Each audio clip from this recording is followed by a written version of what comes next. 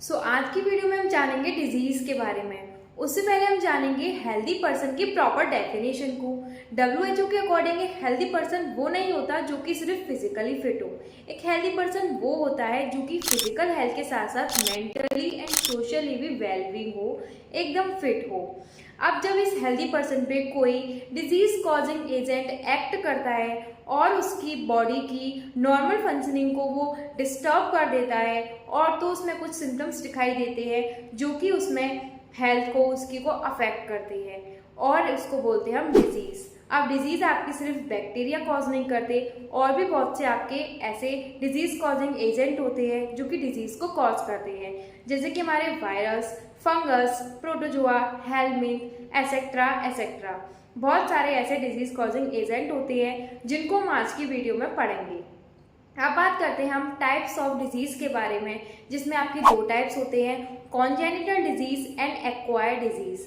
Congenital disease ऐसे type की disease होती है जो कि हमारी बॉडी में बर्थ से ही प्रेजेंट होती है।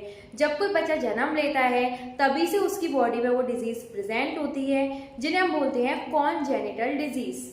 एक्वायर्ड डिजीज इससे जस्ट अपोजिट होती है, जो उसके जन्म से प्रेजेंट नहीं होती, बच्चा अपनी लाइफ टाइम में उन्हें गेन कर लेता है। उस पर कोई डिजीज कॉजिंग एजेंट उसके जन्म लेने के बाद एक्ट करते हैं और उसकी बॉडी में वो पनपने लगती हैं। उन डिजीज को बोलते हैं हम एक्वायर्ड डिजीज। अब ये दो टाइप की होती हैं, communicable disease and non communicable disease. Communicable disease जैसा कि नाम से पता चल रहा है, जो कि एक अफेक्टेड पर्सन से हेल्दी पर्सन में स्प्रेड आउट हो जाती है, उसमें फैल जाती है। नॉन कम्युनिकेबल डिजीज जो कि एक इन्फेक्टेड पर्सन से हेल्दी पर्सन में नहीं फैलती है, वो उसमें स्प्रेड नहीं होती है। अब हम बात करते हैं डिटेल में कम्युनिकेबल डिजीज की, जो कि एक पर्सन से दूसरे पर्सन में फैल जाती है। उसमें सबसे पहले हम बात करेंगे बैक्टीरियल डिजीज की, जिसमें दो टाइप की डिजीज आती हैं, टाइफाइड एंड निमोनिया। अब टाइफाइड को लेते हैं तो टाइफाइड का आपका पॉजिटिव एजेंट होता है साल्मोनिया टाइफाइड। इसका मोड ऑफ ट्रांजिशन होता है कंटेमिनेटेड फूड एंड वाटर, और इसकी लोकेशन होती है स्मॉल इंटेस्टाइन। अब इसके सिम्टम्स की बात करें तो इसमें आपका हाई फीवर देखने को मिलता है, जो कि हर 2 दिन के बाद पेशेंट को आता है। उसके बाद आपकी बात करें, हेडेक भी होता है, इसमें टायर्डनेस होती है, वेट लॉस होता है, स्टमक पेन होता है, और आपका सीवर केसेस में जो एब्डोमिनल की वॉल होती है उसमें छेद हो जाते हैं, परफोरेशन इन स्मॉल इंटेस्टाइन, ठीक है, और सीवर केसेस में आपकी डेथ भी हो सकती है। तो ये था आपका टाइफाइड। टाइफाइड के पीछे एक कहानी भी है टाइफाइड मैरी की, जो कि एक प्रोफेशन से एक कुक थी और वो बहुत से लोगों के घरों में खाना बना चुकी थी, बट वो खुद तो बीमार नहीं हुई थी इस बीमारी से, बट वो इसका पॉजिटिव एजेंट अपने बॉडी के अंदर लेकर घूम रही थी, जिसकी वजह से उन्होंने बहुत से लोगों के घर में खाना बनाने के दौरान उनके खाने को कंटेमिनेट कर दिया था और उनमें टाइफाइड की बीमारी को फैला दिया था। इनको क्वारंटीन भी किया गया था, बट उसके बाद ये वहाँ से भाग निकली और बहुत से घरों में अपना नाम बदल कर वहाँ पे खाना बनाने लग गई और फिर से उनको बीमार करना शुरू कर दिया। उसके बाद इनको परमानेंट क्वारंटीन कर दिया गया और उसके बाद उनकी वहीं पे मौत हो गई। इस तरीके से इनका नाम मैरी मेलोन से आपका टाइफाइड मैरी के नाम से इन्हें जाना जाने लग गया। अब बात करते हैं निमोनिया की। निमोनिया का पॉजिटिव एजेंट होता है स्ट्रेप्टोकोकस निमोनियाई एंड ह्यूमोफिलस इन्फ्लुएंजाe। इसकी मोड ऑफ ट्रांजिशन की बात करें तो इन्फेक्टेड ड्रॉपलेट्स, और इसके लोकेशन की बात करें तो एल्वेलाई।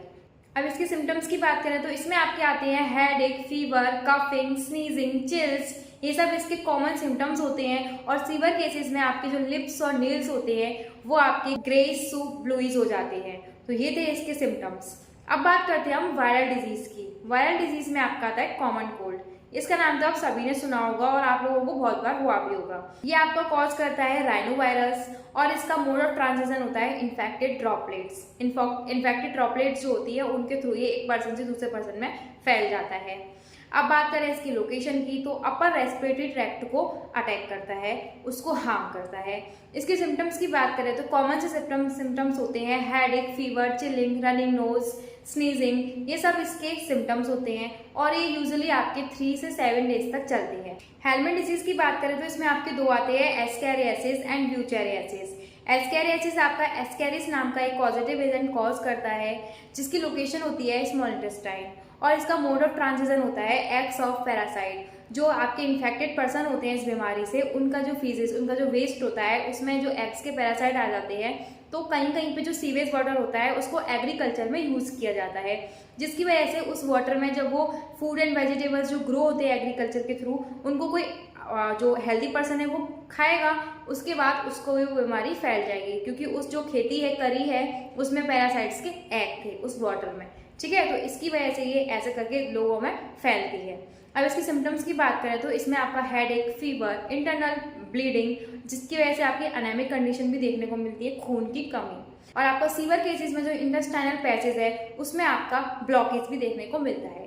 अब बात करते हैं व्यूचेरियासिस की, जिसके पॉजिटिव एजेंट होते हैं व्यूचेरिया मेलाई एंड व्यूचेरिया ब्रोंकेफ्टाई। इसका मोड ऑफ ट्रांजिशन होता है आपका फीमेल क्यूलैक्स मॉस्क्यूटो, इसके थ्रू ये एक पर्सन से दूसरे पर्सन में फैलती है, और इसकी लोकेशन होती है आपके लिम्फेटिक वेसल्स।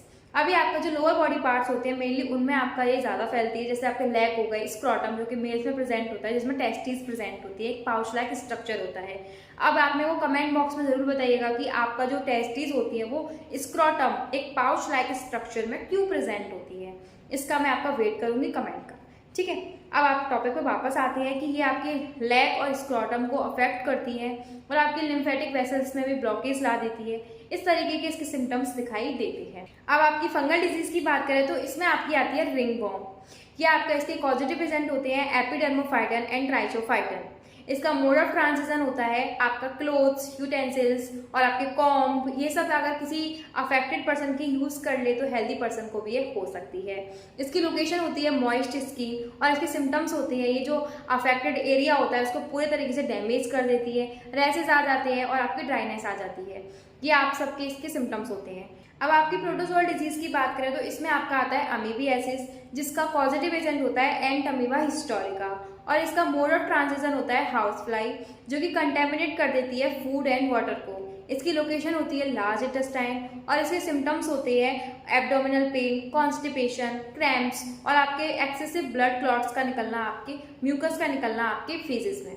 अब प्रोटोजोअल डिजीज में आपकी मलेरिया नाम की बीमारी भी आती है, इस पर मैं अलग से वीडियो बना दूंगी, और आपकी जो नॉन कम्युनिकेबल डिजीज होती है उस पर मैं एक अलग से वीडियो लेकर आऊंगी, वरना ये वीडियो बहुत लंबा हो जाएगा। अगर आपको कोई भी डाउट है तो आप उसे कमेंट बॉक्स में पूछ सकते हो। Thank you.